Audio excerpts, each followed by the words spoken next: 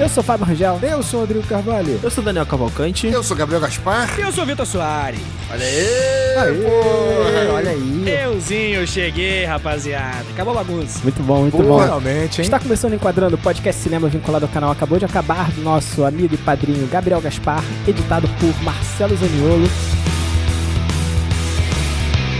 Hoje estamos com uma presença ilustre, professor Vitor Soares, do podcast História em Meia Hora. Incrível, hein? Vitor, muito obrigado por ter aceitado o nosso convite. Que isso. Conta um pouquinho sobre o seu podcast, sobre a sua iniciativa aí. Peraí. Antes do Vitor falar, eu queria fazer as honras da casa aqui só. Por favor. Interrompe o convidado na hora que ele vai falar. Isso, exatamente, vai fazer as honras da casa. Tudo bem, tudo Fábio bem. tá falando, não interrompe nem o host nem o convidado, hein, Gabriel? Eu interrompi os dois ao mesmo tempo, tá ligado? A gente foi brifado. É mesmo, o Gabriel fez um combo.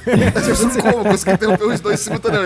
Mas eu só queria abrir meu coração aqui, cara, e dizer que, pô, é um prazer enorme receber o Vitor, cara. O Vitor, eu conheço o Vitor há mais de 10 anos, cara. Antes de existir o Acabou de Acabar. Pô, antes de existir o História em Meia Hora, antes de existir Isso, tudo muito isso, antes. pô, muito antes, lá pra 2011, 12, por aí. A gente participava de um blog, né? Isso. Que falava sobre diversos assuntos. Na época eu falava sobre literatura lá. Olha aí, Mó cara de pau, literatura com links de coisas históricas. Eu lembro com link de coisa romana. Coisa grega, Gabriel. Coisa grega, gente. Coisa grega. Gabriel gosta de coisa grega. E o Vitor também escrevia lá, né? Falar que também nesse mesmo blog, o Instituto Histeria, né? Que eu conheci o... Histeria, isso aí. Histeria, que eu conheci o Diego Piano também lá. Diegão, E lógico. aí, cara, eu tive o prazer de ouvir em primeira mão o projeto verdade. piloto do História em Meia Hora, antes dele lançar o podcast. É Cara, verdade. que maneiro, Olha hein? aí. Ele me mandou, aí pô, o que tu acha, tal. Dei as minhas orientações. É o sucesso que é hoje em dia, graças às minhas orientações Claro. pontuais. É verdade, cara. Eu tinha esquecido pra caralho disso. Olha que doideira. Caraca. Quando eu lancei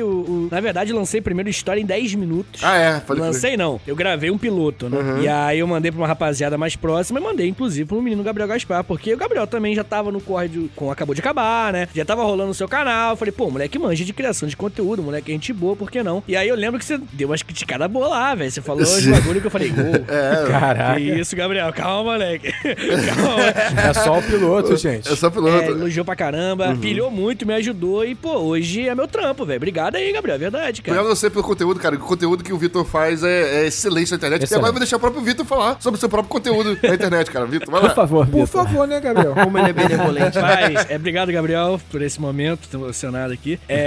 Eu faço os podcasts de história, né? Eu faço História em Meia Hora, lá no Spotify que você encontra ele. O nome é bem autoexplicativo, né? Então são pequenas pílulas de conhecimento em meia hora que eu falo de história, meio que uma aula, mas é tudo roteirizadinho, tá? É uma parada um pouco mais concisa ali, bem objetiva.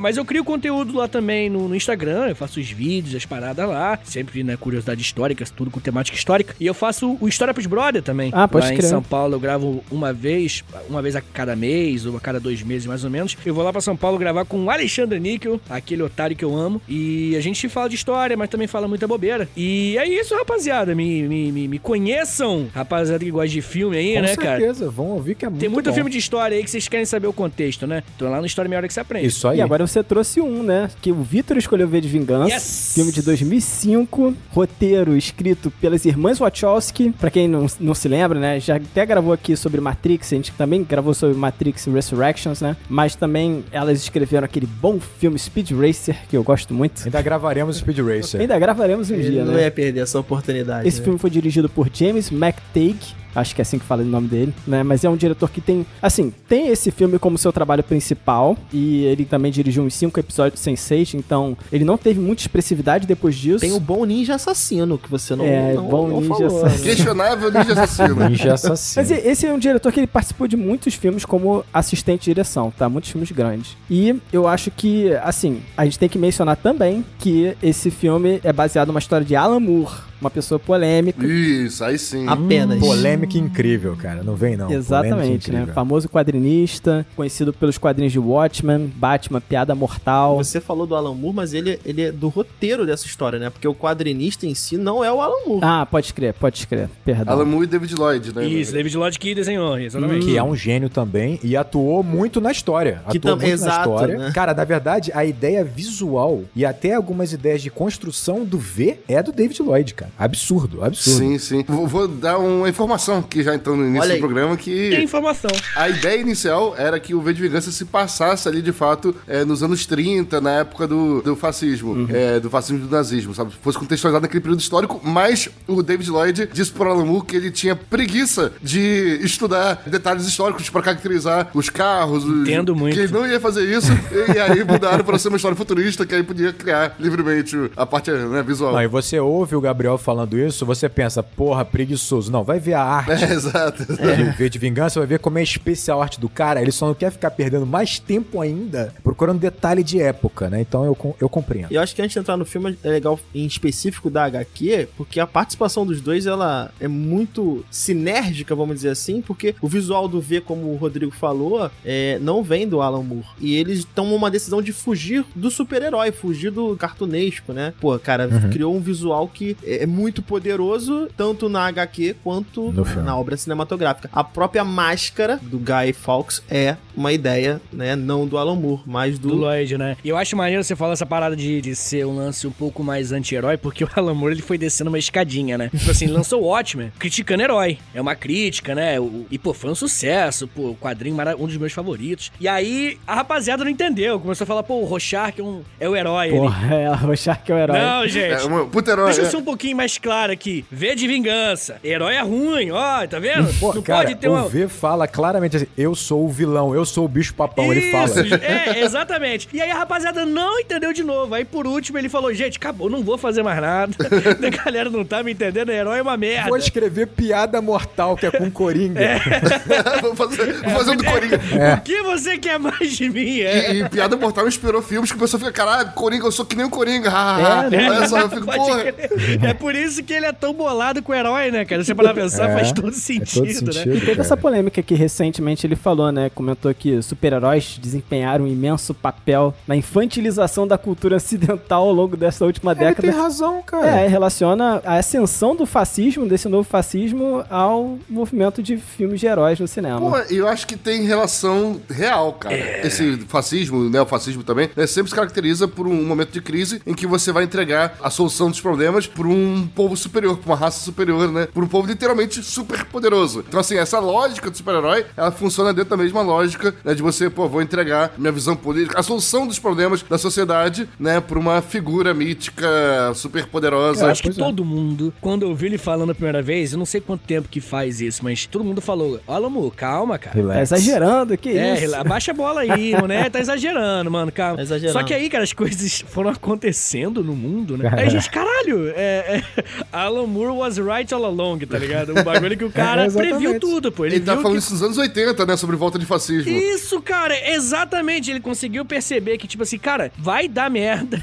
Essa infantilização, essa forma de fantasiar os problemas reais, tá ligado? Essa simplificação, né? Exatamente, essa simplificação dos problemas pra algo mais, sabe, fantasioso, né? Infantil, como ele usa. Vai dar ruim e deu ruim, né, cara? A gente já esteve pior, mas, pô, o mundo vive uma onda outright bizarrona, Sim. né? Ele até tem uma fala dele sobre o contexto onde, né, a história se passa, né? É um mundo futurista, onde nós tivemos uma catástrofe a nível global. Ele diz que quando ele idealizou a história, ele precisava de um evento dessa magnitude pra criar o cenário onde a história se passaria, né? Pra que a Inglaterra estivesse naquele ponto. E ele fala, pô, hoje eu não precisava criar um evento em escala global. Eu não precisava de tanto pra chegar nesse ponto. Pra chegar num governo desse. Tipo, Exato. Hoje isso seria mais simples. Então realmente... Ele fala que ele foi ingênuo nesse aspecto de ter que colocar uma mini guerra nuclear, o mundo ficar tão catastrófico que o nazismo voltou. Pra, entre aspas, justificar um retorno de um movimento desse, sabe? Bizarro, né? A volta do nazismo. E agora ele fala, pô, nem precisava disso. E ele tava certo, na verdade. Eu tava certo, é óbvio. Não, e aproveitando aqui pra falar, a gente tá falando do Alan Moore direto aqui, falei pro Fábio em office, queria agradecer o Vitor a escolha do V de Vingança, porque,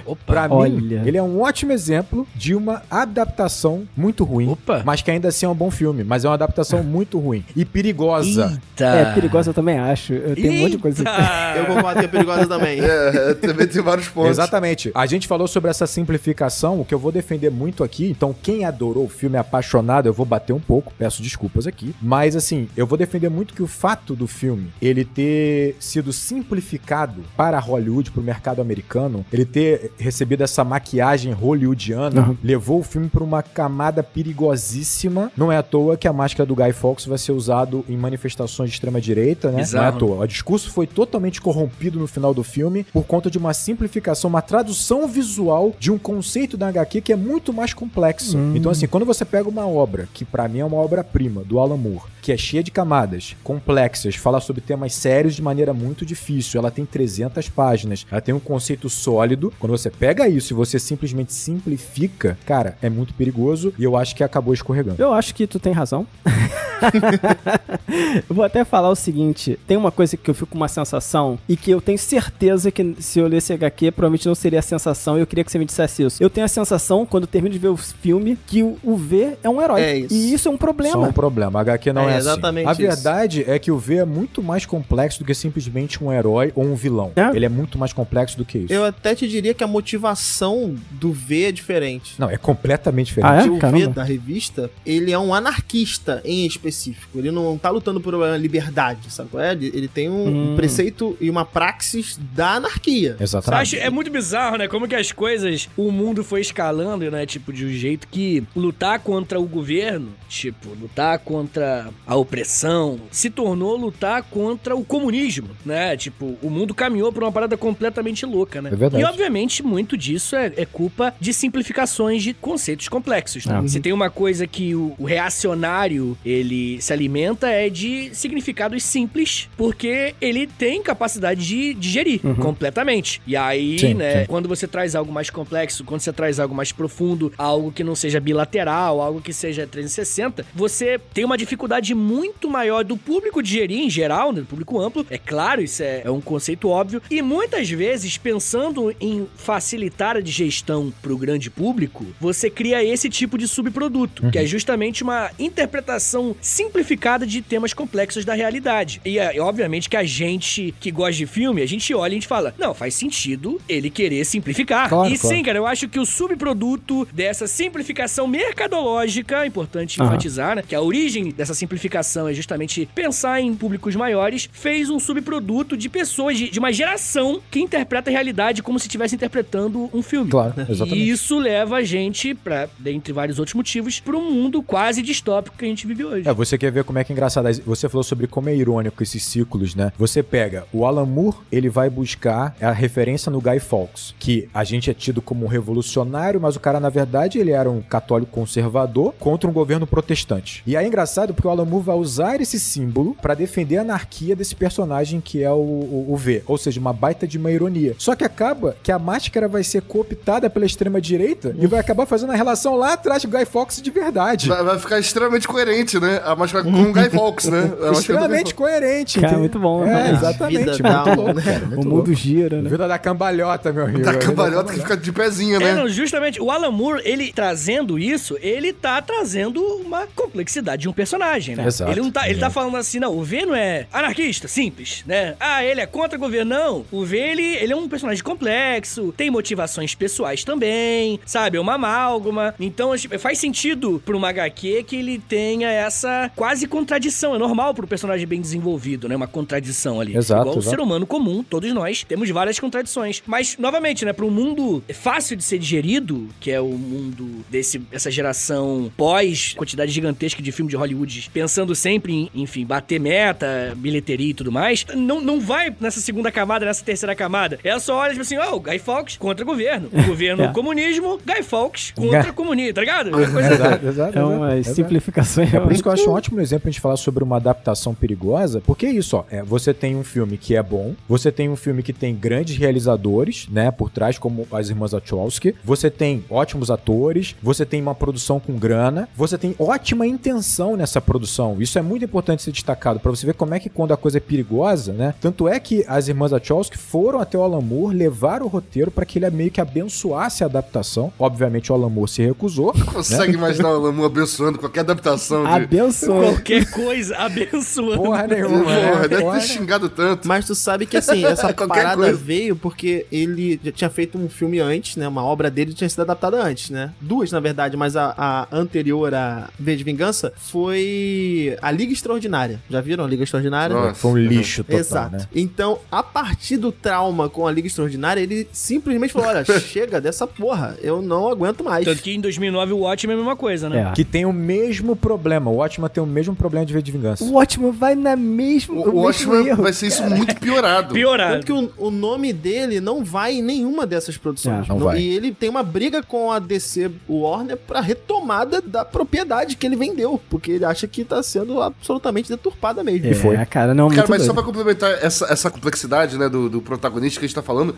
vou até falar sobre o título, né, do filme, que é esse V de Vendetta. O título em inglês é V de Vendetta. Eu tava lendo até uma entrevista, né, sobre o pessoal que adaptou, né, a HQ pro Brasil, que estava nessa dúvida se colocariam V de Vendetta ou colocariam V de Vingança. Acabaram escolhendo V de Vingança, por ser uma palavra mais, de mais fácil entendimento e tudo mais. Nem todo mundo sabia o que é Vendetta, né, o cara. Mas o Alan Moore não escolheu essa palavra Vendetta à toa, né, cara. Vendetta tem um significado diferente, bem diferente de vingança, né. Vingança é uma coisa mais passional. E o filme acaba indo por esse caminho, assim, de que, ele foi um cara torturado e agora quer se vingar. Sabe aqueles roteiros de filme de ação barato, né? Ele sofreu, né, na mão e agora ele retornou e quer se vingar de todos, né? Sim, e sim. na verdade não. Na verdade o que ele quer fazer é uma vendetta, que é algo mais organizado, sabe? Que é algo mais planejado e também é contra algo que você considera que foi uma injustiça, não por algo passional, mas porque você considera que aquela injustiça não pode ser mantida, não pode perpetuar, né? Que tem muito a ver com as vendetas italianas, né, e tal. Não à toa também. A vendetta ser italiana, que é onde surgiu o fascismo. E aí, quando a gente tava falando da motivação das personagens, até tava conversando com o Rodrigo antes de começar, né? Se tem esse interesse romântico entre a Eve e o V no quadrinho também, no filme. O que eu me recordo, tem até no quadrinho, tanto no quadrinho quanto no filme, um interesse, inicialmente ali, romântico da Eve pelo V, mas não é recíproco. Pelo menos no quadrinho isso fica bem claro. Não, e o não, V sim. afasta ela e percebe que ela tá acompanhando ele, seguindo ele, por um interesse romântico dela com ele. E não porque ela comprou a ideia de revolução que ele quer fazer. Mas no filme não, né? No filme é o clássico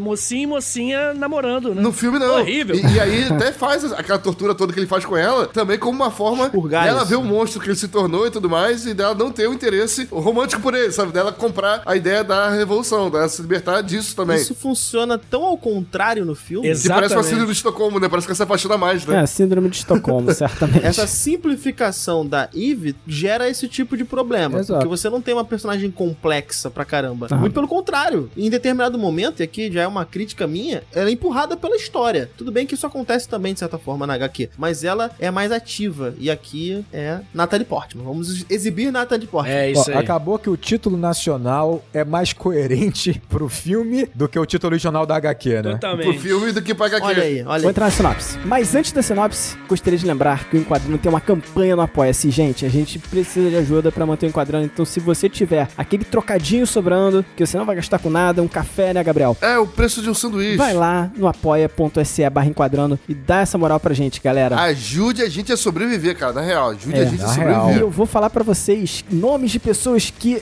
fazem esse programa sobreviver. Então eu queria agradecer muito aos nossos ouvintes Rafael Milanes, a Júlia Ribeiro, o César Augusto Tomasi, o Bruno Oliveira, o Lucas de Freitas e o Hudson Silva. Galera, muito obrigado. Muito obrigado. gente, de O coração. Rodrigo sempre fala, muito obrigado, gente. Em uma Inglaterra fascista, Eve conhece V, um mascarado que tem dois objetivos: a queda do governo tirano e sua própria vingança. Vitor, julgue esta sinopse. Você acha que ela é boa? Sinopse feita pelo Fábio. É, sempre é feita por mim. Ela é feita pelo Fábio, ela não é a sinopse do filme. Perfeito. Obrigado. Acabou a sinopse?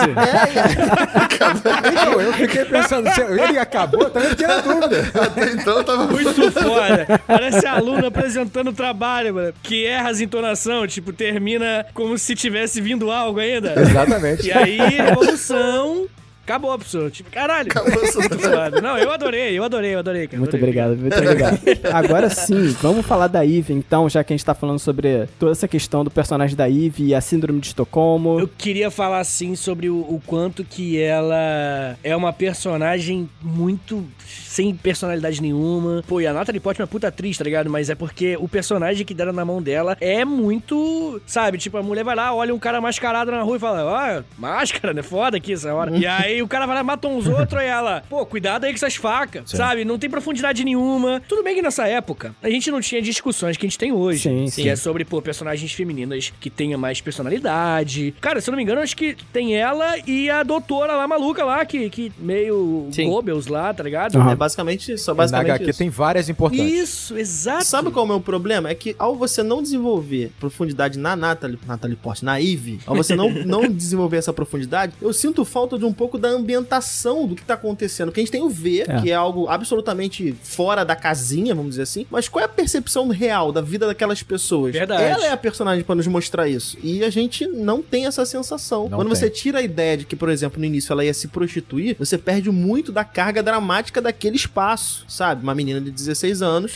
tem um toque de recolher, ela tá arriscando a própria vida pra se prostituir. O início da HQ é assim. Caramba. Peraí, o filme não conta isso, né? Não, exatamente. O filme não tem isso. A HQ, ela é uma menor de idade que tá indo se prostituir. Putz, outro tom da parada, né? É um outro tom.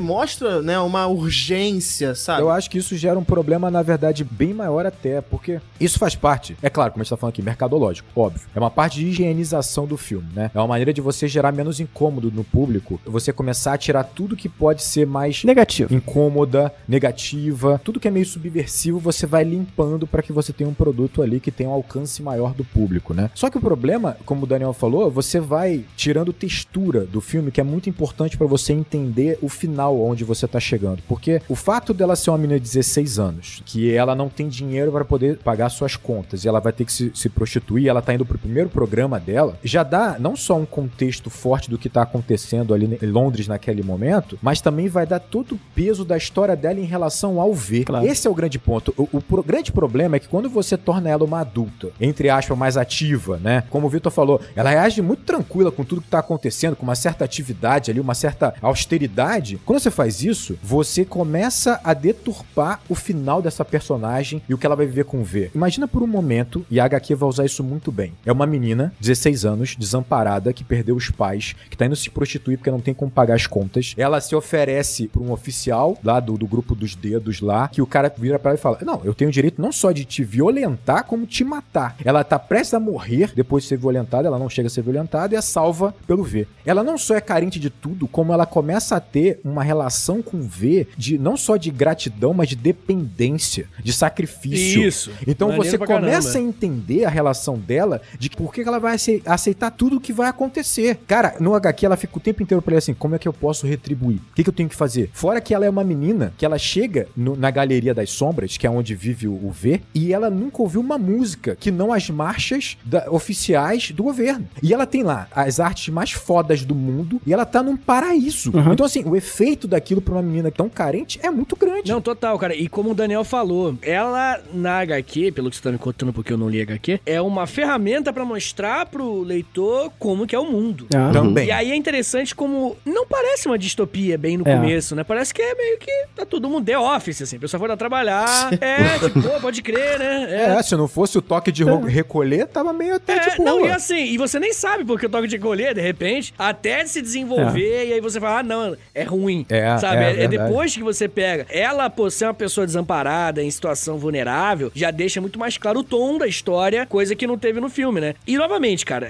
cenas dessa personagem sexualizada foram completamente umas 3 ou 4 desnecessárias. Mas, assim. então, Vitor, mas aí é um ponto o erro da adaptação. Porque, por exemplo, essas cenas, por exemplo, do pastor, ela existe na HQ, com o padre, em que ela tá vestida como uma menininha e ela vai, teoricamente, fazer um programa lá com um bicho que é pedófilo. Isso tá na HQ. O problema é que quando você começa a pegar essa adaptação e higienizar tudo, essa cena parece sem propósito, cara. Sai do contexto, cara. Isso sai de um contexto, porque dentro da HQ, cara, é mais uma etapa de como o V usa essa menina pra essa missão de uma maneira absolutamente violenta. Ainda que ela não vai ser abusada, de fato, porque o V vai salvar ela de qualquer maneira, faz parte do plano. Só que é mais uma forma de você você ficar, você se chocar com o V e entender que ele é um personagem muito mais complexo, ele não é simplesmente um herói. Aqui fica uma coisa solta e vazia, meio sem propósito, porque você tem uma romantização de toda a relação dela com o V e também uma romantização da missão do V, que parece uma coisa muito mais heróica. Então essa cena fica destoada. Verdade. Agora, tem uma coisa que eu acho interessante ainda assim nesse início, ele passa muito rápido também o sentido de estado policial, sabe? Eu acho muito doido quando você encontra as pessoas na rua e você acredita que são pessoas normais andando na rua e na verdade o cara saca um distintivo, sabe? E ele é um policial bizarro que tá ali, sabe? E que tem um poder absurdo, sabe? Mas eu sinto que isso tem que aparecer e tem que ficar um pouco na cara da pessoa que tá assistindo pra pessoa entender, né? Quando eu vejo esse filme, eu sempre fico com o sentimento de que eu tô naquele mundo de 1984. Referência clara pra caralho. O filme que vai trazer referência, porra, eles veem o Sutter, o tal do Chancellor Sutter, por uma televisão gigante. Então ele é o Big Brother, né? Já irmão. Passa essa ideia. Tem uma emissora controlada pelo governo que fica praticando revisionismo diário sobre as notícias, né? Então, você sente isso. Porra, eu tô num estado tipo 1984. E quando tem uma pessoa na rua que anda normal e, na verdade, ele é um agente do governo, sabe? E você não sabe, isso me traz muito essa ideia de estado policial, sabe? De fascismo. Então, pelo menos aqui, eu acho que eles conseguem construir essa ambientação. Sim, nesse aspecto, sim. Isso é uma coisa que me incomoda um pouco no filme, mas sobre essa caracterização do Estado fascista, né? Na HQ, o Estado comete uma série de crimes. Você vê que ele tá todo podre por dentro. Tem essa cena que nem o Rodrigo falou do bispo, né? Que é pedófilo. Mas você vê que tem toda uma gama de personagens importantes, todos eles ali podres ou deturpados. Tem um lá que se preocupa com as bonecas. Ele tortura pessoas, mas ele tá mais interessado na coleção dele de bonecas e preservar aquelas bonecas. Esse é o apresentador de televisão no filme, que na verdade ele é a voz da rádio na HQ, né? Isso. É o que morre no banho, né? Esse mesmo. Exatamente. Esse mesmo. Muito bom, cara. Na HQ ele não vai morrer, ele vai ser torturado, né, psicologicamente pelo V e vai ficar enlouquecido lá, né? Ele não morre. Exato. E é legal, Gabriel, desculpa te cortar, cara, mas é porque eu sempre gosto dessas comparações. Tipo, não faria nenhum sentido ter essa cena das bonecas no filme, né? Tipo, mas é porque isso é uma coisa muito mais de quadrinho, né? Tipo, no quadrinho, essas coisas um pouco mais fantasiosas mesmo, meio que encaixa, sei lá, pelo menos pra mim, eu consigo digerir. Não, esteticamente pesa mais mesmo, né? Fica mais impactante esteticamente as bonecas e tal, e no cinema não ficaria tão forte, né? Não, eu acho perfeito. Agora, pro filme ia ser... nada a ver. Mas o que eu queria dizer é que no filme precisou colocar claramente como um grande plot do filme, descobrir, aquele policial lá descobrir e tal, que o governo matou 100 mil pessoas do próprio país e tal, e por isso o governo é mau. Só pra deixar bem claro pra quem tá vendo, caraca, o governo matou 100 mil cidadãos do próprio país, nossa, então esse governo é mau. Nossa, ele é mau mesmo. E o governo tem que acabar por isso, sabe? Assim, pro filme, isso é uma grande revelação, sabe? De por que o Estado tem que acabar. No quadrinho, não. No quadrinho, o V só quer acabar porque o Estado é fascista. Pô, o Estado não precisa cometer um crime em particular, específico, sabe? Agora sim, realmente, esse Estado fascista é mau, porque cometeu esse crime, sabe? Não, mas é justamente essa questão da simplificação, né? Tipo assim, você tem que dar uma justificativa emocional pro público, né? Pro público que tá assistindo o filme pensar assim, o Estado é fascista, mas... O que significa? Por que tem que derrubar ele? Não, justamente, você não sabe o que fez o governo ficar assim, é sempre as relativizações. Você também não entende o chanceler, coitado, ele tá tentando trabalhar com o que tem. Verdade, O parlamento não deixa, é o STF. Até porque se você não olha com um pouco mais de cuidado, as pessoas que aparecem na sociedade civil comum ali, tudo bem que não há diversidade alguma, né? Mas se você não tiver atenção pra esse detalhe, são pessoas que estão vivendo bem. Tá todo mundo bem. Cara, é isso que eu tô falando. A família tá ali, tá vendo a televisão, os caras estão no pub. Mas assim, o filme, ele argumenta, talvez não tenha deixado isso muito claro, eu acho que não deixou, e até por questões mercadológicas, que rolou um massacre dos tais indesejados, que é uma referência clara ao Holocausto. Limpeza étnica aconteceu. Limpeza étnica, pegou pessoas degeneradas, consideradas degeneradas, meio que fez uma higienização na população, e aí aquele povo que tá ali é mais aceitável, é cristão. Mas vou falar o que deixa isso pior ainda, Vitor. Pro filme, dentro da lógica do filme, o Estado fez essa higienização e funcionou. E agora tá tudo bem com a sociedade. Isso que é o pior, tá ligado? Isso é terrível. E agora a sociedade tá funcionando redonda, sabe assim, porra. Cara, eu vou te falar que aqui, esse lance, por exemplo, da voz do destino, que ele é a voz da rádio, pra mim, assim, em termos estéticos, ele é bem adaptado no filme, né? Porque eu coloco ele como um apresentador de televisão. Isso é ótimo. A estética é linda do filme todo. A estética é lindo, assim, tipo assim, a presença dele como, cara, um astro da TV, né? Daqueles programas de auditório. Plano de baixo pra cima, ele grandão centralizado. Fodaço.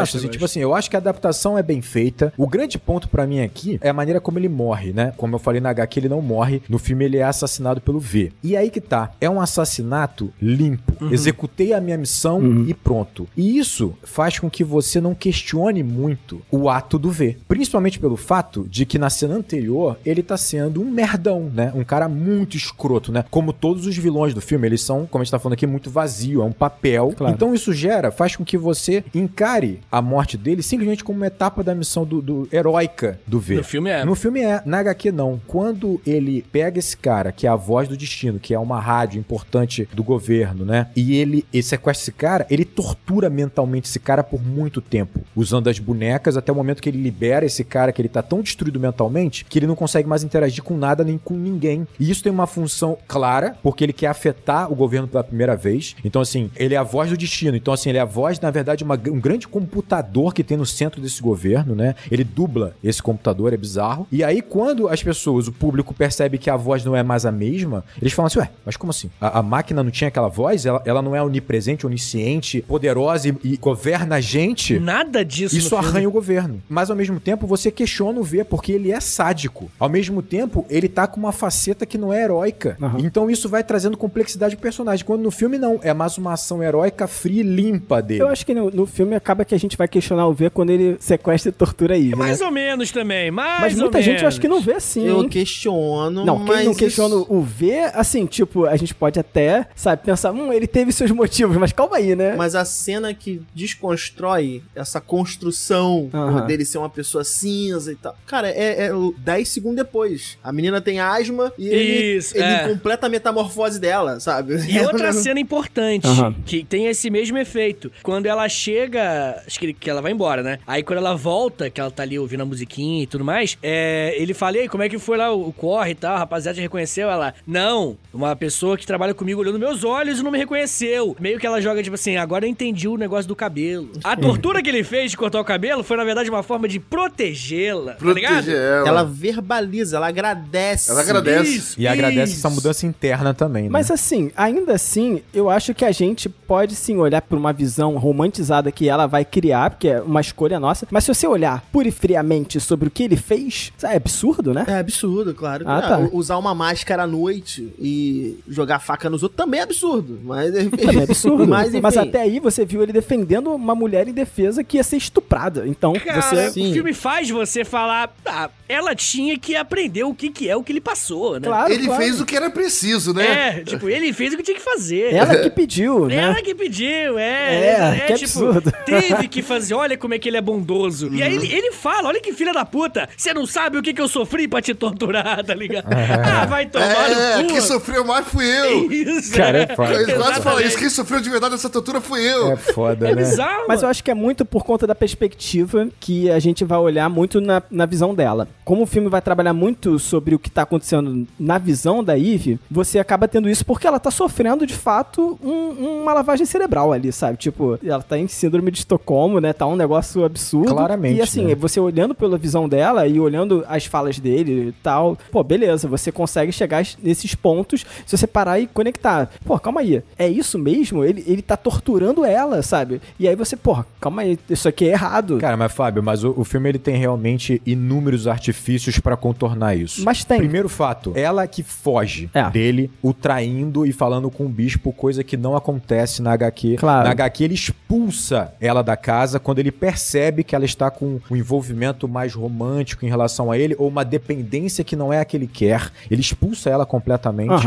Outra coisa, quando ele a sequestra, no filme, ele está teoricamente a salvando de um possível assassinato por conta dos investigadores que estão na casa e já mataram o chefe dela. Na HQ, não. Ela tá com uma arma pra matar um policial, que ela quer se vingar da morte de um companheiro dela que ela vai ter depois do V. Então, isso vai limpando o cenário pra que você não enxergue o V com a vilania que ele tem daquele momento. Claro.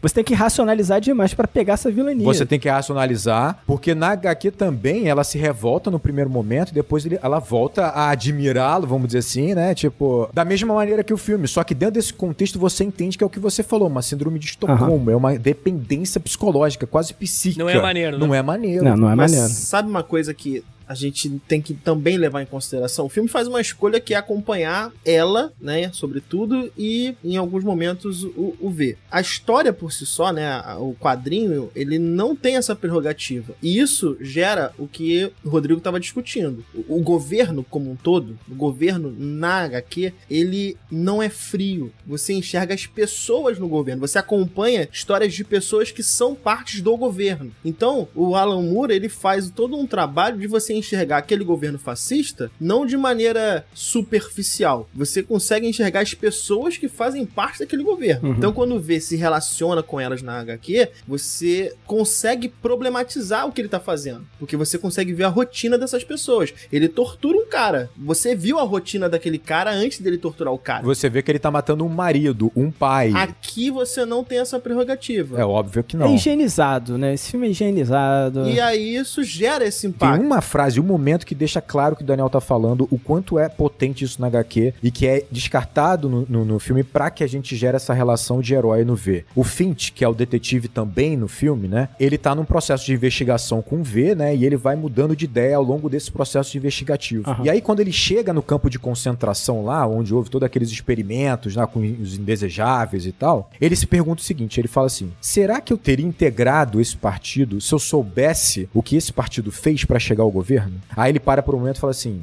eu acho que sim. Aí ele fala, por que ele acha que sim? Porque ele viveu o terror que foi a consequência daquela guerra mundial que afetou a Inglaterra. E ele diz assim, nada é pior do que a sociedade antes desse governo, ainda que seja terrível esse governo. Então, assim, tudo é muito mais cinza, no sentido de que ele não tá defendendo o governo em si, mas ele sabe que a perspectiva anterior ao governo foi tão terrível que ele fica imaginando, cara, eu não quero aquilo. Então, de alguma forma, ainda que tenha sido pela violência ou de forma absurda, houve a obtenção de ordem por parte desse governo, de uma sociedade completamente caótica e perdida, em que ele perdeu esposa e filha, sabe? Então, também é uma visão pessoal dessa perda que ele teve nesse período de colapso da Inglaterra. Vou falar então um detalhezinho, já que a gente tá batendo pra caramba no filme, vou falar de um detalhezinho que tem no filme e não tem na HQ, mas que eu achei positivo do filme. O V, no início do filme, depois que ele salva a Eve e tal, né, ele vai explodir ali, né, se eu não me engano, ali a casa da justiça, né, tal. E aí ele começa a tocar uma música antes. Tem o toque de recolher, só que antes de fazer o ataque, ele começa a tocar uma música, e aí no filme, brevemente, as pessoas saem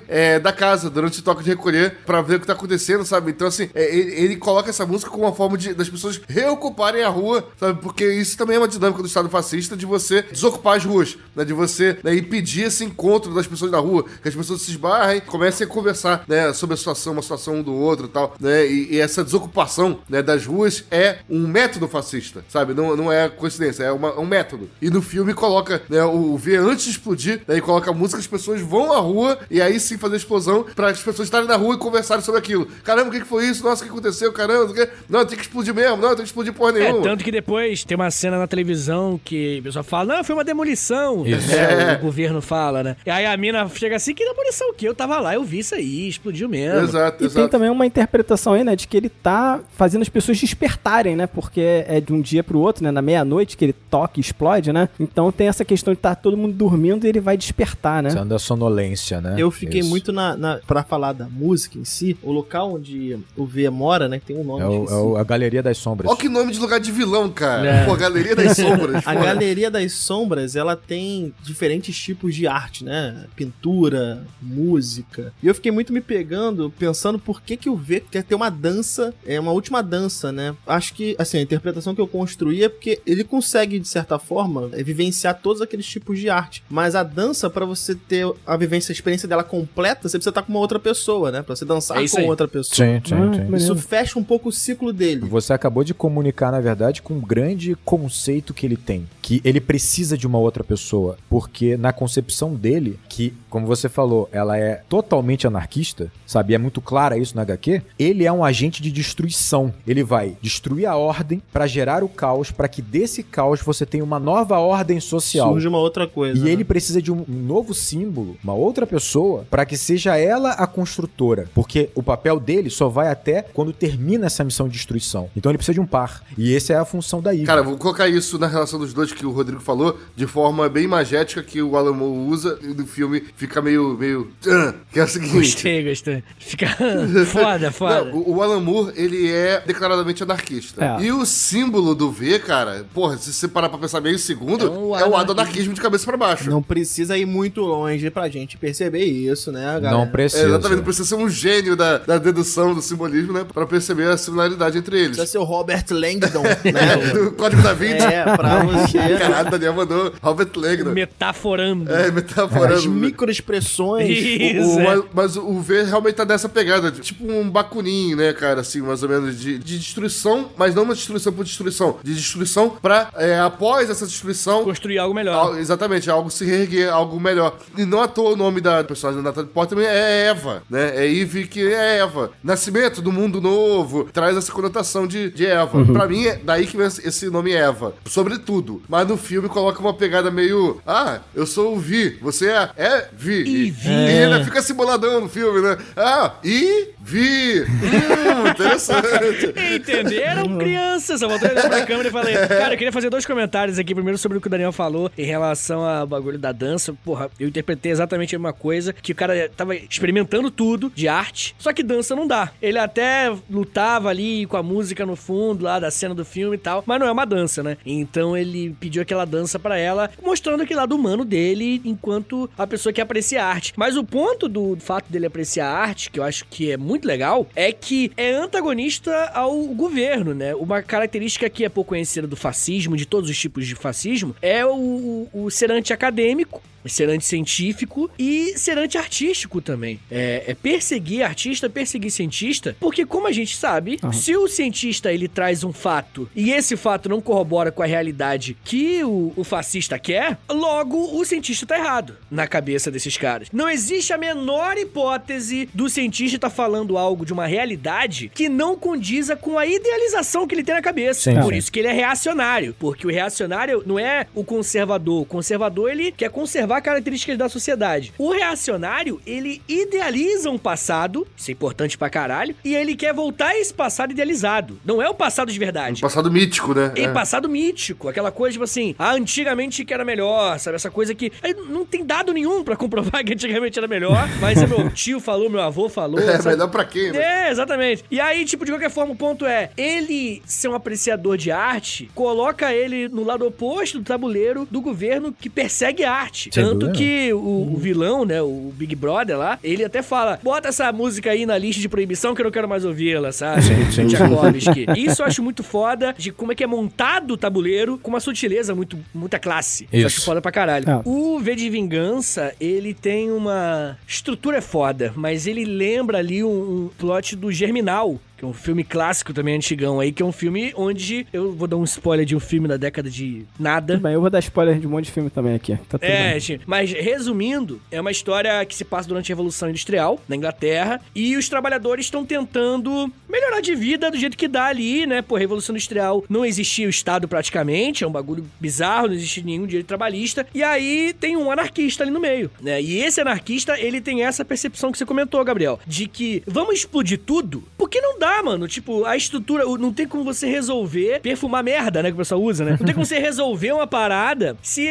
a estrutura da parada, a espinha dorsal, ela é uma espinha dorsal opressora. E aí, por isso, esse filme enfatiza isso, né? Que o anarquista, ele defende justamente acabar com tudo, assim como V, pra provavelmente, né, nem uma garantia, nascer algo melhor daquele resto ali, tá ligado? Acho isso maneiro também. Dica Germinal, um bom filme. O Vitor falou dessa ideia do talvez gerar algo melhor, e aí a gente vai voltar certamente isso quando for falar do final do filme, Vitor, que a gente vai fazer uma comparação com a HQ e tu vai perceber que é exatamente essa a grande questão que difere tanto as duas obras. Mas eu queria voltar num ponto que é a simplificação de todos os conceitos do filme, que é uma linguagem também de governos totalitários, né? A simplificação da coisa. Pro filme, ela também gera uma fácil identificação. Você consegue ter uma percepção muito fácil, e no filme é bem didático, por exemplo, como o medo é utilizado por aquele estado, né? Como a mídia tem uma função também ali de controle social, de coesão social. Então, de certa forma, essa simplificação de todos os conceitos, que também é uma simplificação proposta por estados totalitários, ela, pro filme, ela causou essa fácil identificação. O problema é que essa fácil leitura, vamos dizer assim, para muitos ela ficou só no campo mega superficial. E aí vamos desembocar no que o Rodrigo estava construindo, né? Na captação desse filme por parte de um pessoal que, na verdade, deveria estar se sentindo muito incomodado com esse filme e não utilizando ele como símbolo, né? Claro. Então, acho que o filme trabalha muito a construção de um símbolo, né?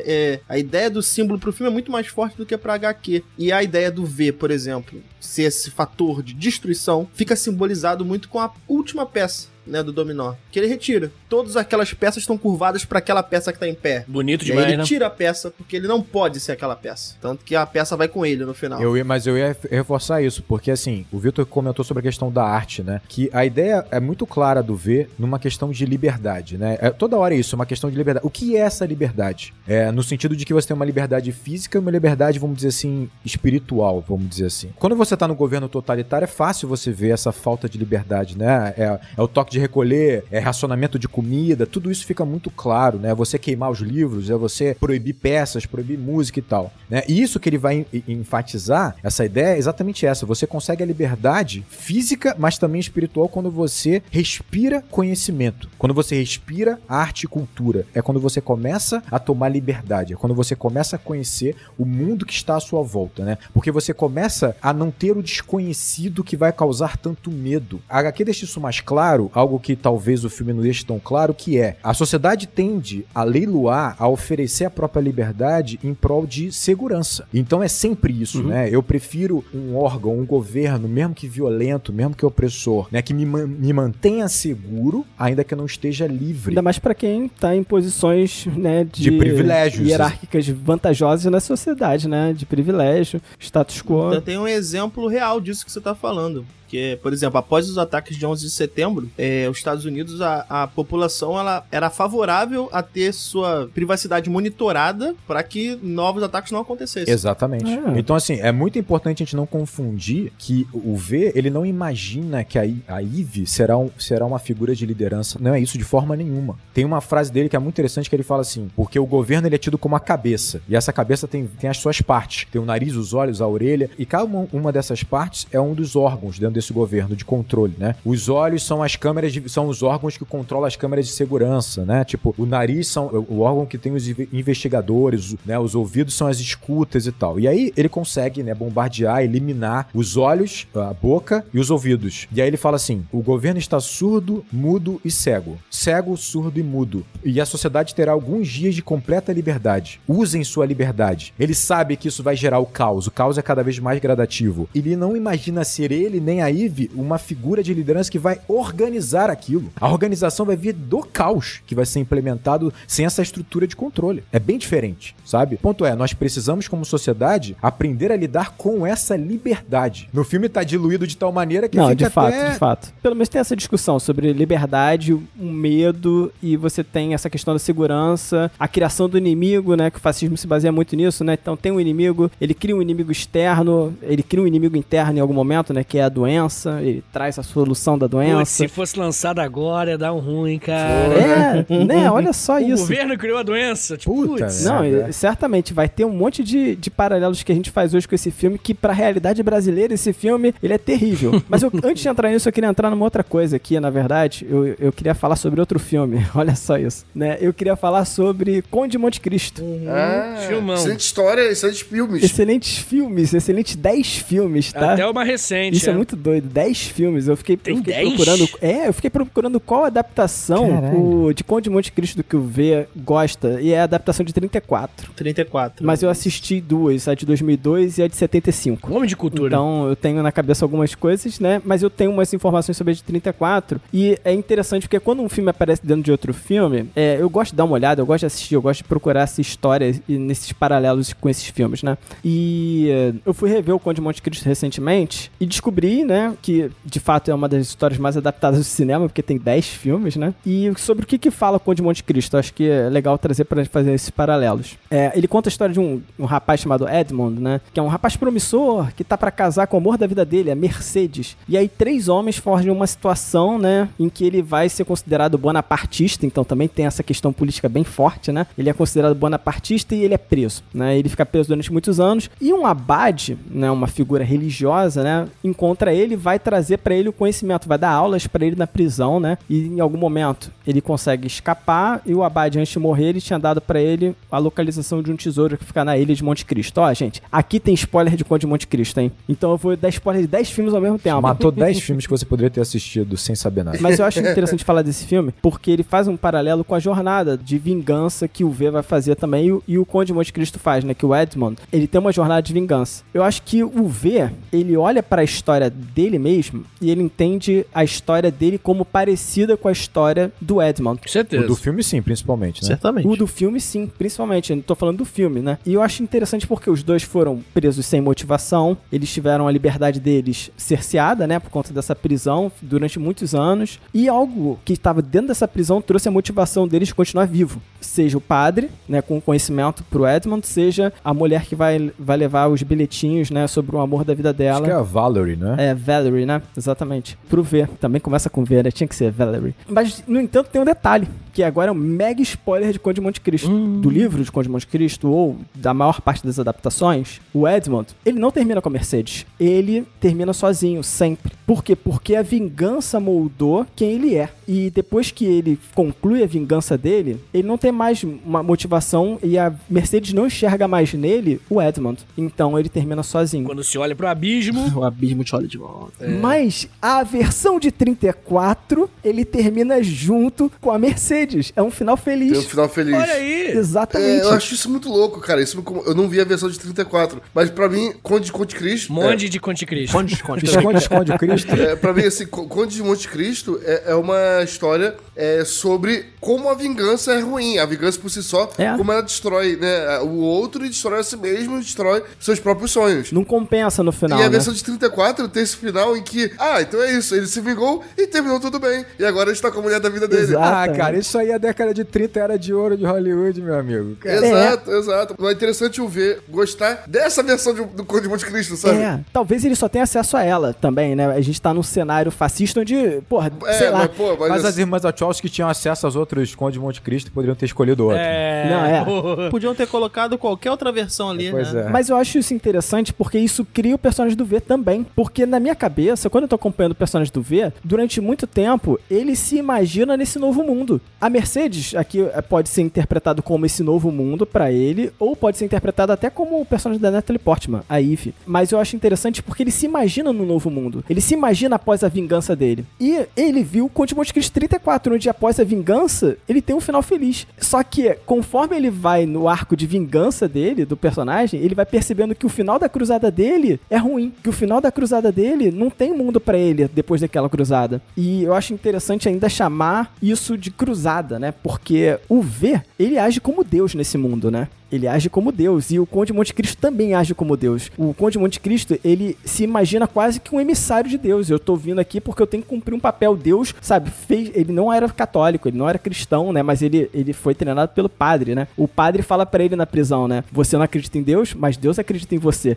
Então ele começa a ser insuflado como se ele é uma ferramenta de Deus e ele tá trazendo essa justiça. Uma missão divina, né? Quando, na verdade, ele tá trazendo a vingança. Ele é um agente de Deus, né, trazendo a vingança. E o V faz a mesma coisa, né? O V, ele acaba sendo esse agente que é um juiz, é um executor da pena, né? Mas que o símbolo de uma democracia, o símbolo do que vai nascer depois, não pode ser um justiceiro mascarado. Esse símbolo precisa morrer ao final, né? E o V sempre desejou vingança, então ele tem que morrer também. Então acho que esse paralelo é legal, sabe? Por isso que eu falo que a praxis do V, ela é perfeita, assim, porque ele realmente executa o que ele acredita. Nem sempre a gente faz isso. Na maior parte das vezes, nossa vida, como o Vitor falou, não nós somos imperfeitos, nós temos contradições. Mas nesse aspecto, pelo menos o filme se manteve fiel a essa proposta. Ele é um cara que é fiel às suas convicções. Faz o que acredita, Porra, né? Daniel, mas mais ou menos, porque ele vira pra ela, no leito de morte, e fala: eu percebo que eu errei na minha escolha e eu deixo pra você a decisão de tomar essa decisão pelo povo. E também tem outro momento que ela chega e fala assim, larga tudo! E vamos viver. Vamos ficar junto, eu te amo muito. Ela dá um beijo na máscara. E dá beijo. O que eu admito que eu acho legal, o beijo na máscara é um conceito foda. E aí ele chega, ele dá uma pausa aí. Não posso. Eu tenho que seguir com o plano e foge com a máscara, tá ligado? Ali dá uma... Porra, tá e depois ligado? ele tá deitado no leito de morte dizendo que tá arrependido, que deixa a decisão pra Eve. Ela decide. Porra, mas o cara tá no leito de morte, Rodrigo. Ele também é humano, Tá porra. doidão Ele já. Tá doidão, Cheio porra. de bala, cheio Sem de sangue no corpo. Cheio de pô. química no cérebro ali. Porra.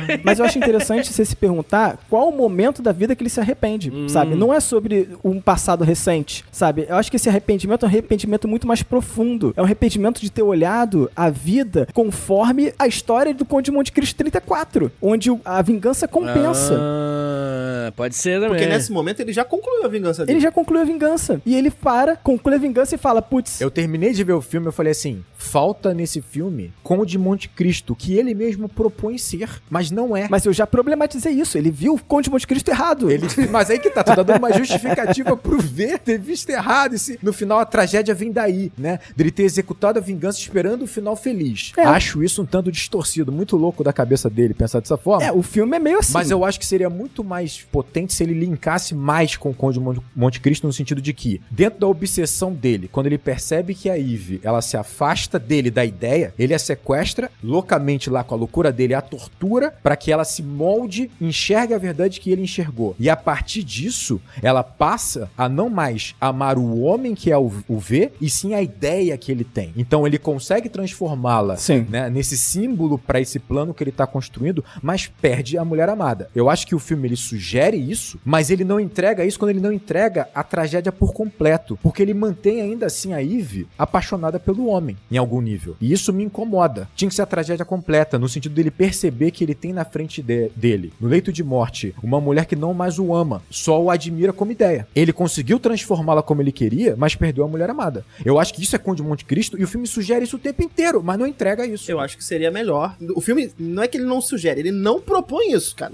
Ele não propõe isso. Não tá na sugestão. Ela fala literalmente no final, né, que eu enxergo o homem que sofreu, que andou, caminhou. Exato. Isso seria melhor se fosse. Claro. Eu concordo com você. Mas ainda assim, eu entendo que, tudo bem, poderia ser melhor, mas eu acho que tá aí, pelo menos, essa ideia de que, tipo, o V é um cara ingênuo em algum ponto, sabe? Ele talvez estivesse muito novo naquele lugar, ele talvez tivesse sido moldado muito novo com essas ideias, ele não estava preparado pra isso também. Tudo bem que preparo físico ele tem, técnico, né? Mas não estava preparado psicologicamente pra isso, né? Porque ele, lutando, ele é absurdo, né? Mas aqui eu tô falando de, tipo, da ideia de, pô, calma aí, como funciona esse mundo de fato, sabe? Ele sabe destruir. No fim, ele é frágil pra cacete, né? Ele é frágil. Do filme, pelo amor de Deus. Ele tem muitas referências, isso é uma coisa ruim, porque ele tem muitas referências, mas a principal referência dele é uma referência que tá distorcida, sabe? E ele coloca ela pra ver, e ela aponta isso pra ele, né? Quando eles veem o final, os dois estão juntos, né? E aí ela fala, pô, ele amou mais a vingança do que ela. Maneiro, eu gostei muito dessa parte. Ele amou mais a vingança do que ela, e é isso. Hugo Weaving, né? Agora que eu vi que é o cara do o agente Smith, o Elrond. O Elrond. Esse cara é foda. Porra, e ele manda muito bem de máscara o filme inteiro, né? Foda. Então, não é sempre ele. Ah, né? com certeza. Ó, imagino, né? Tem dublês, né, Daniel? Não, porque realmente não seria ele. Foi trocado. Mudaram depois. Mudaram depois. Terminaram o filme, escolheram alguém, vai ser ele aqui. E como a máscara ela abafava, teve que dublar a tudo. voz, todos os diálogos foram dublados. Então foi fácil trocar. Não teve problema, né? Ele ia ter que dublar tudo mesmo, dublou tudo depois e ficou ele em todas as O cenas. fato de não mostrar o rosto dele é bom pra caralho, né? Isso é ótimo. Eu achei Em foda. determinado momento eu fiquei até com medo. Falei, caralho, eles vão tirar essa porra dessa Eu máscara. também. Não mostra. Graças a Deus. Nossa, não mostrou. Eu também fiquei grato. Cara, uma coisa interessante é que o V inicialmente foi aprovado, depois tiveram que mudar. Mas o nome não era V, era The Doll, era a boneca, e era uma mulher trans, na verdade, com o rosto pintado de branco. Disruptivo. E aí depois que eles partiram pra máscara do Guy Fawkes, e aí pra mim isso ficou excelente, cara, porque realmente tornou o personagem uma ideia, que é o que ele quer ser sempre, tal. Desumanizar personagem, ele ser mais do que um ídolo a ser seguido, né? Colocar ele só como uma ideia que tá pairando naquele meio, sabe? Então você termina o filme, você não sabe se ele pode ser uma pessoa trans, de fato, como o Alan Moore bolou, sabe? Não dá pra saber por debaixo daquela máscara. Pode ser ele é negro, ele é branco. Ele é todos nós, Gabriel. Caralho. Exatamente. Como você, como a sua tia, como a sua irmã, tá ligado? Como a sua avó, aquela senhora simpática.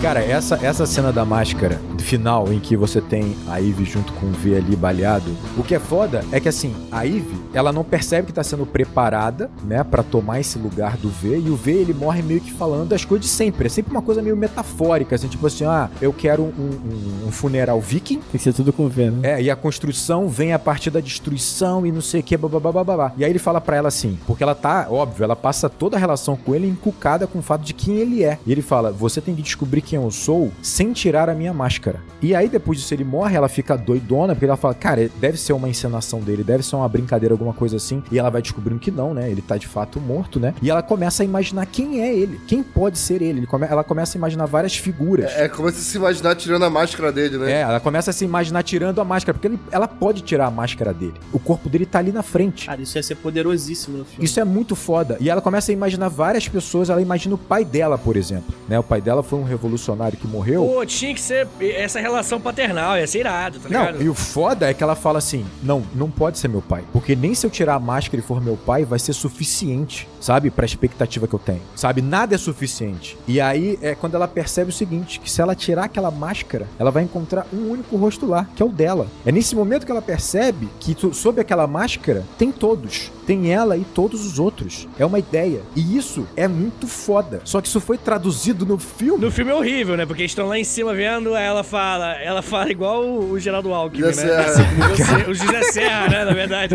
Como você, como sua mãe, como sua tia. Ela manda essa. Pô, pode crer. E aí você tem... Isso vai ser traduzido visualmente, como o Vitor falou no filme. Porra. Todo mundo vestido de preto, todo mundo vestido de V no meio daquela praça pacífica. Parece gente morta. Praça pacífica, né? Uma manifestação pacífica de vez. Pacífica. Cara, isso é muito problemático. Esse final... Isso é muito ruim. Porque ele vai muito contra a ideia. Assim, eu entendo que ele comunica fácil, mas ele tem problemas que, cara, são muito pungentes. Porque, assim, toda a construção do filme é sobre contra um governo que oprime as diferenças e você, no final, tem todo mundo com a mesma ideia. Como se isso fosse uma solução. Ele não tá propondo essa solução, cara. O V não tava propondo essa ideia. Não tem uma ideia de pluralidade, tem uma ideia de nulidade, né? Todos são iguais. Todos são Guy Fawkes, sabe? A imagem que ficou... Eu sei que tem a cena que todos tiram a máscara.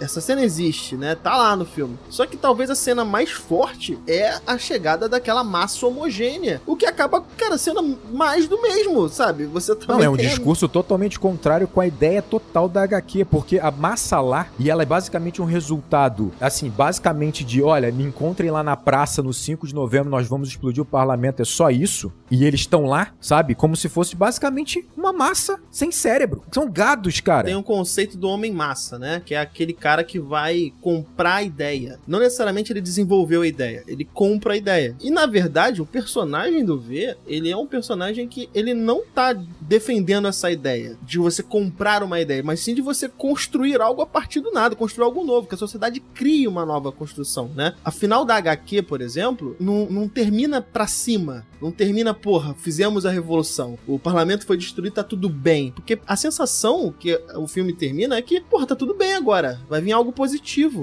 A HQ não termina desse jeito, cara. Ela termina com incerteza, você não sabe o que vai vir depois, que é uma condição que ela precisa existir pro ser humano, mas no filme isso não é reforçado, cara. Então isso me pegou muito, assim. Claro. E não é só conflitante, como você vê que é um trabalho equivocado de adaptação, ainda com o melhor das intenções, né? Porque você percebe que, assim, o conflito no filme é muito rápido, né? Você mostra alguns conflitos ali, uma certa manifestação, a menina é baleada e tal. E aí todos vão se encontrar no 5 de novembro. O exército, por não ter uma liderança que ordene eles a se defender ou atacar ou confrontar, eles ficam passivos ali, como se aquele espaço vazio não gerasse, a partir dali, uma luta sanguinária por ocupar aqueles espaços por vários grupos políticos, sabe? É o caos, né? A destruição total. Enquanto que na HQ é o caos desde o início, porque o caos está aumentando, as manifestações estão aumentando. Quebração de vidraça do quadrinho nessa hora. E quando chega no final de 5 de novembro, é só uma conclusão de todo um processo cada vez maior de caos. Eu queria trazer uns paralelos aqui com a realidade brasileira, né? Eita. Porque eu acho que esse filme ele acaba envelhecendo mal muito também pro nosso contexto, porque tem muita coisa que a gente pode traçar paralelos com o que a gente vê no nosso cotidiano, sabe? Com essa interpretação errônea, talvez, do filme, sabe? A gente vê uma revolução acontecendo nesse filme. E eu consigo traçar um paralelo muito grande e muito fácil, sabe? Se eu quiser, de uma forma enviesada, né? Com essa revolução do filme e a invasão do Palácio do Planalto dia 8 de janeiro.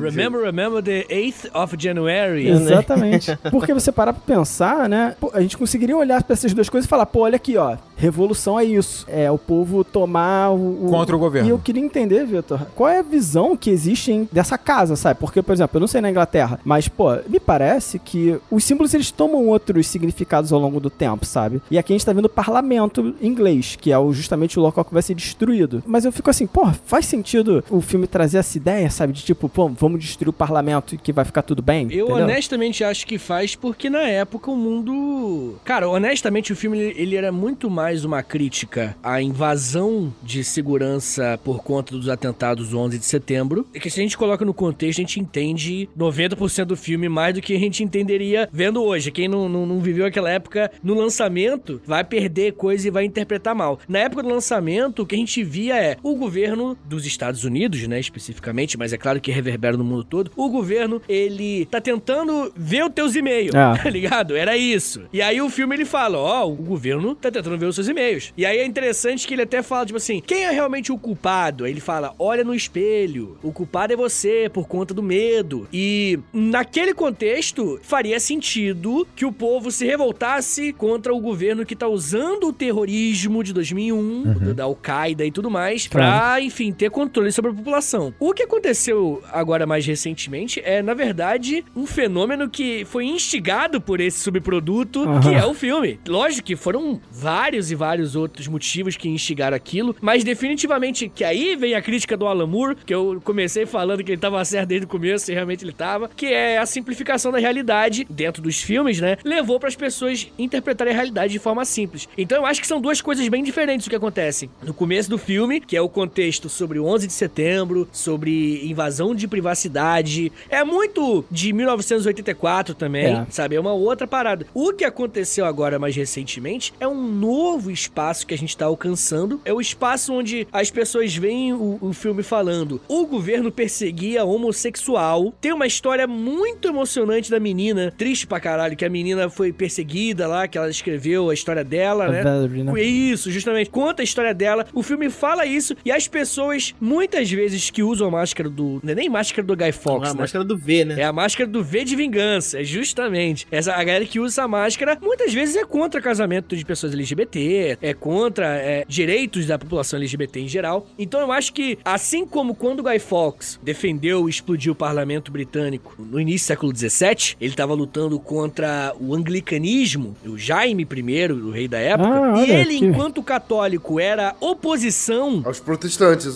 contra os protestantes. E assim, ele era muito louco, né? Porque, tipo, ele lutou, ele era inglês, né? Foi pra Espanha, né? Lutou na Espanha, justamente.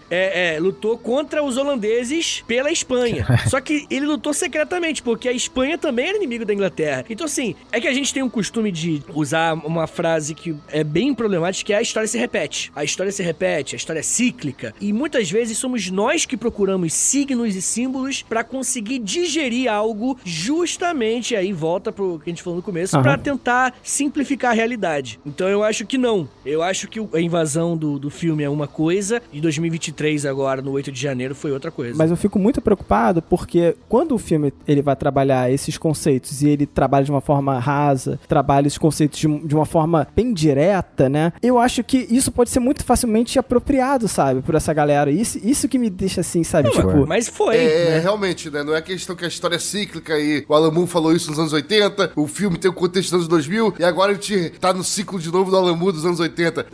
Tudo tem um fluxo, né, histórico de causa e consequência, né? E aí vai acontecendo um processo de décadas contínuo de simplificações de discurso. Cada vez maior. E a partir daí um processo contínuo de simplificação de pensamento das pessoas, de reflexão delas sobre esse tipo de discurso. Claro, isso se retroalimenta, né? Cara, totalmente, que uma coisa que eu achei não é tão não levaram em consideração, né, é que o tamanho da indústria cinematográfica, né, nessa história. A gente tá falando de um tonel gigante de formação de caráter das pessoas, não é só opinião, não. É a coisa mais normal do mundo a gente sair emocionado de um filme de tal maneira que a gente muda um pouco. Principalmente pros mais jovens, né? Eu sou de 91, então esse filme nasceu, eu tava na época da loucura, que era o 16 anos, 17, eu era o revolucionário. Então esse filme, ele veio como, pô, um símbolo, assim, ele representava aquela euforia jovem que eu tava tendo. A sua revolta de jovem. Revolta jovem, né? Uma coisa super natural da vida. Então, por ele simplificar um monte de conceito, eu, idiota, jovem, né? Jovem, ou seja, idiota. Não é nenhuma ofensa, cara, é só uma constatação. Tipo, o jovem, ele não tem vivência e nem bagagem pra tirar conclusões complexas sobre a realidade, pô, ele é moleque. E isso vai fazer com que, ao passar das décadas, que esse filme já tem 2 décadas praticamente, você tem uma formação de um novo zeitgeist, assim, de um novo clima do mundo que a gente vive. E, novamente, é óbvio que não é o filme O Culpado,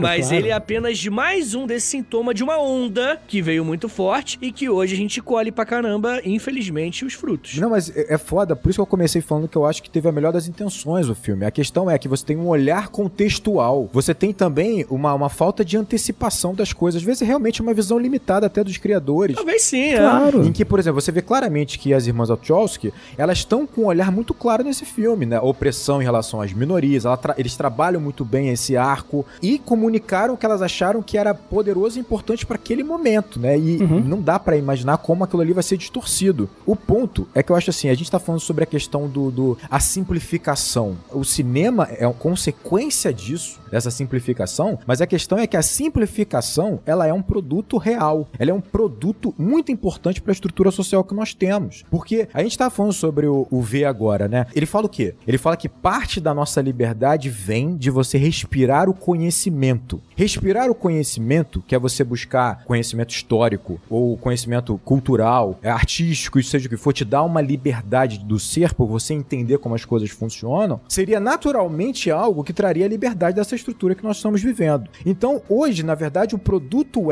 olha, a burrice, ela é comercializada. É interessante vender a burrice, cara. Tipo assim, você vê claramente isso. Essa simplificação, não só ela se comunica muito fácil, como ela é lucrativa. Isso faz parte da própria estrutura. A ignorância, né? A ignorância, mas é isso. Eu acho que o grande ponto é esse. Quando você pega o mundo que nós estamos vivendo, que a gente não esperava que fosse chegar a isso, mas hoje, com as redes sociais, você vê, hoje, um ícone, uma pessoa como destaque na nossa sociedade, é um monarca, meu amigo. O cara é milionário. Ele influencia. Ele é a prova de que você não precisa dessa liberdade de conhecimento, respirar o conhecimento pra você alcançar a outra liberdade. Pelo contrário, ele insiste na máxima, eu tenho o direito de ter opiniões ignorantes. Exatamente. Eu acho que, tipo, nenhuma distopia do Alan Moore construiria um personagem a favor da própria ignorância. Não, eu tenho o direito de ser ignorante. Isso é muito forçado, velho. Eu tenho o direito de ser ignorante. Não, beleza, quer aprender um negócio? Não, eu quero ter o direito de ser ignorante.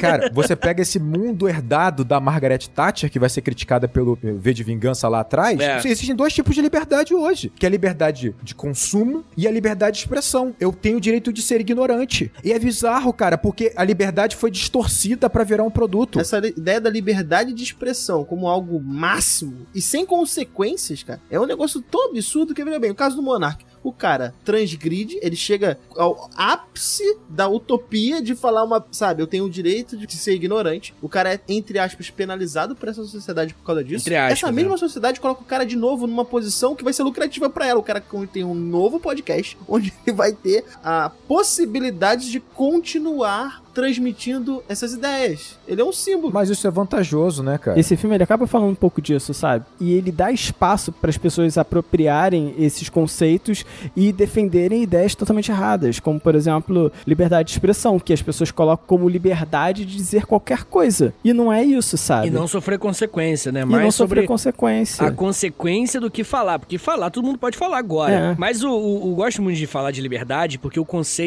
até o conceito marxista de liberdade é um conceito de liberdade plena, porque a gente agora aqui, nós 5, a gente pode pegar um barco e viajar pelo mundo, pô. bora pra Ilhas Malvinas, aproveitar que a Margaret Thatcher não gosta delas, vamos pras Ilhas Malvinas. E aí? Por que a gente não pode ir? Por que a gente não vai? Porque a gente não vai porque a gente tem que trabalhar, porque é caro e tudo mais. Infelizmente tem uma limitação material, condições né? materiais de existência não nos favorecem. Exatamente, Leo. A gente tem condições materiais de existência que não permitem que a gente faça isso. Então a gente não tem essa liberdade. A gente tem pior ainda, porque a gente não só não tem a liberdade, como a gente tem a ilusão de que tem essa liberdade. É exatamente isso. E aí faz com que a gente ainda proteja essa migalha, a gente ainda chega a proteger que a gente tem essa liberdade, não temos que proteger a liberdade que eu não tenho na prática de viajar pra Ilha Malvina. O conceito de liberdade de que eu posso viajar pra qualquer lugar do mundo, a qualquer momento. Mas é exatamente isso que eu tava querendo dizer. Você pega esse mundo herdado lá, da Dama de Ferro, é exatamente isso. Você não tem como dar a liberdade plena, não tem como. Porque a pobreza intelectual e a pobreza financeira é importante para a própria estrutura, certo? Então se eu não posso te oferecer a independência plena, então eu vou criar uma nova liberdade para você, para que você consuma essa liberdade. E aí são duas. É a liberdade de consumo, de que é muito importante essa liberdade para que você continue fazendo a roldana girar. Hoje você fala sobre liberdade é sempre o que eu posso comprar, é sempre o que eu posso consumir, e eu dou uma falsa sensação de que esse mundo me dá as ferramentas para alcançar essa liberdade de consumo. Então você, do seu jeito, você consegue ter as ferramentas para alcançar isso, com a sua liberdade de ir e vir, sua liberdade de falar o que você quiser, de pensar e ter a ignorância que você tenha. E culpabiliza o indivíduo por não ter aproveitado a sua liberdade. Exatamente. Nós damos a liberdade, você não conseguiu pegar ela e viajar pras Malvinas. Você não encontrou as ferramentas direito. Exatamente. Você é vagabundo, você não gosta de trabalhar, você é preguiçoso, É isso burro. mesmo. Não mereceu. A partir do momento que você culpa o indivíduo, né, além de você causar todo o transtorno mental na pessoa, você tira a culpa instantaneamente do sistema, de toda a estrutura. Do coletivo. Então você não tem nada a mudar. É óbvio. De maneira estrutural, que corrigir só indivíduos, só pontualmente, só a conduta. E assim, uma última coisa que eu vejo que ainda esse filme, ele consegue envelhecer mal, cara, é porque esse plot dos fascistas criando um vírus, e aí criam uma cura pro vírus. Aí é complicado. Usam a própria cura pra alavancar os fundos pra financiar uma campanha. Nossa, cara. Bateu muito, qualquer né? pessoa com um pouco de má fé, Eu né? acho que em 2020 saiu uma série da Amazon que se chama Utopia, mas foi durante a pandemia, né, cara? E é uma série até que divertida, assim, meio boba, tá ligado? Mas assim, o plot era mais ou menos isso. O governo criou uma suposta doença, e aí o governo quer te dar uma vacina, mas na verdade é pra te controlar. É o chip. É o chip. Tipo isso, assim. Tipo, olha o timing da parada, tá ligado? 2020. A série nem é ruim, mas foi cancelada porque, porra, pegou mal de um jeito absurdo. Só falta colocarem um chinês na série, aí fudeu tudo, né? Porque já estão fazendo a relação com isso, né? Isso, exatamente. Timing melhor só seria se a gente lançasse esse programa no dia 5 de novembro. Opa! Coisa que o verdade. filme tentou ser lançado no dia 5 de novembro. Mas quem ia dirigir esse filme era o Kubrick. Olha. A ideia era fazer um filme na década de 80 com o Kubrick. Caralho! Mas ele morreu, né? Exato, as irmãs Wachowski, elas apresentaram uma ideia de roteiro na década de 90, só que a Warner não entregou esse filme na mão delas porque tava guardado pro Kubrick. Só que quando o Kubrick morre, aí sim, né, abre essa nova possibilidade. Pô, seria tão Aí melhor. a Warner falou, vamos lançar então em 2005, porque aí a gente faria 400 anos, né, do Guy Fawkes lá, né? Projetinho pra daqui a 20 anos, pode ser? Só que deu um probleminha dos efeitos, e aí o filme foi lançado no final de 2005, em alguns locais só em 2006. No Brasil foi 2006, eu acho. E o filme se passa em 2020, né? Isso, Não sabia. Eu acho que tem isso. Eu acho que o filme se passa em 2020. Curiosidade, o quadrinho, a história do quadrinho dos anos 80, né? Mas a história se passa em 97. Muito 97? no futuro, olha aí. Cara, isso é muito passado pra gente, é É foda. muito passado pra gente, né, cara?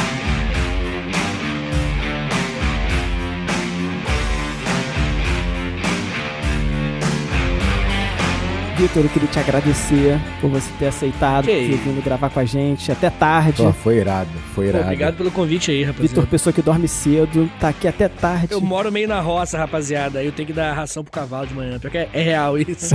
Aí eu, durmo cedão. Mas, obrigado pelo convite aí, rapaziada. Bom demais. Eu gosto muito desse filme. Foi bom revê-lo. Fazia alguns anos aí que eu tinha assistido. E nunca tinha feito uma análise mais profunda. Gostei pra caramba. Porra, que foda. Maneiro, cara. Pô, foi muito bom. Fica aberto. E tá convidado pra voltar voltar mais vezes aqui.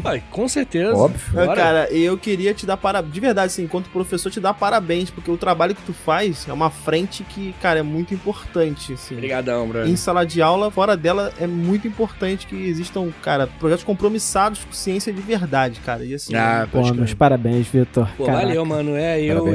O lance de comprometido com ciência é a bandeira mesmo. Porque eu não enfim, tenho maior dificuldade de fazer juízo de valor, né? Sobre as coisas e tal, o que é bom, o que é ruim. Mas comprometido com a ciência é um lance que tenho como norte pra caralho, assim. Isso aí, pô, valeu, brigadão. Então é isso, dá pra perceber muito e não é à toa que tu tá alcançando o espaço que tu tá, cara. Graças a Deus. Foda.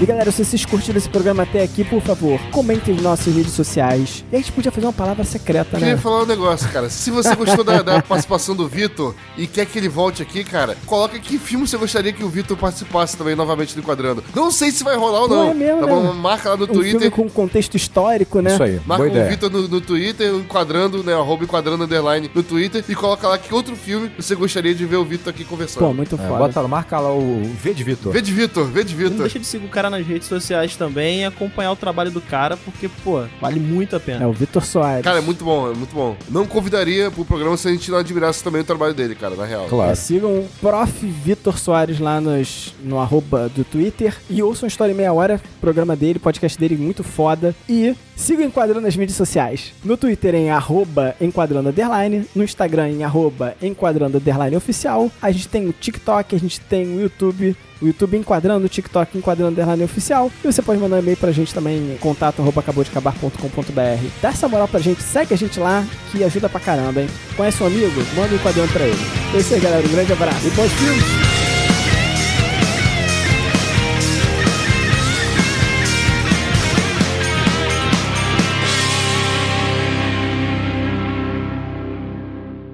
Cara, vou falar uma coisa que eu acho... Um detalhezinho que tem no filme... O Fábio cagou aqui, o que eu falei, batendo Não, Fábio, mosquito. você não entendeu. O Fábio foi matar um mosquito e ele se desconectou completamente. Eu percebi. Ideia. Caralho, tá bom. Só um pouquinho. Mas tu tava respondendo o Daniel. Sim. Não respondi, eu só coloquei Então tá um ponto. tudo bem. E aí, isso que o Rodrigo falou, né? O V... Ele por isso que seria o Victor ali é bom no Twitter pra gerar engajamento, né? Ele consegue sem puxar já o metaforando, não precisa ser metaforando. Ele é uma máquina de gerar atrito, cara. Máquina de gerar atrito. Eu sou uma ferramenta de destruição, cara. Eu e V, a gente tem isso em comum. Cara, tu falou uma parada que... O Daniel queria falar. Tô igual aluno aqui, vai falar o Daniel, depois vai falar o Rodrigo, depois deixa eu puxar outra coisa. E sem briga.